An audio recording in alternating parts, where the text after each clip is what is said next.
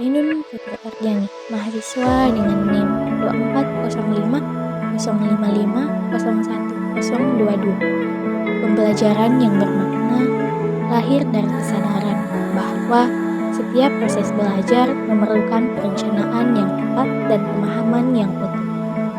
Pembelajaran yang efektif tidak hanya bergantung pada tujuan yang ingin dicapai, tetapi juga pada pemahaman yang tepat tentang bagaimana proses pembelajaran itu dirancang dan dijalankan.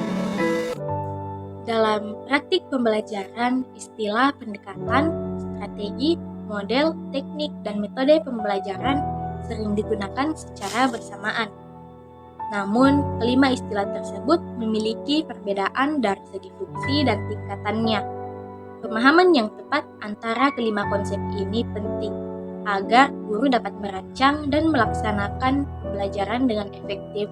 Oleh karena itu, di video ini kita akan membahas tentang perbedaan pendekatan, strategi, model, teknik, dan metode pembelajaran. Pendekatan pembelajaran merupakan sudut pandang atau cara guru memandang proses belajar mengajar.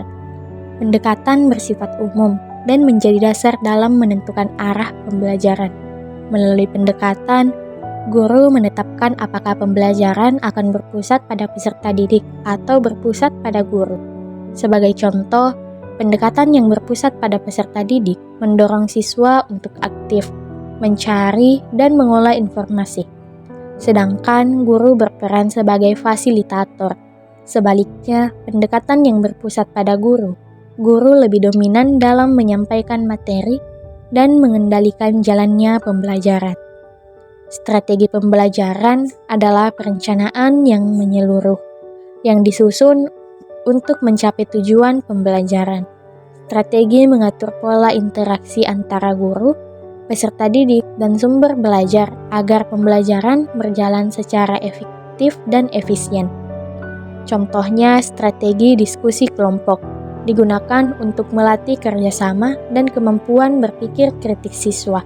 Selain itu, strategi pembelajaran langsung diterapkan ketika guru menyampaikan materi yang bersifat konseptual atau prosedural secara terstruktur.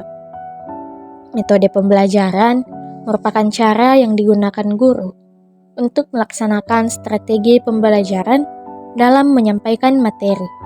Metode berada pada tingkat yang lebih operasional dibandingkan strategi, namun masih bersifat umum dibandingkan teknik pembelajaran.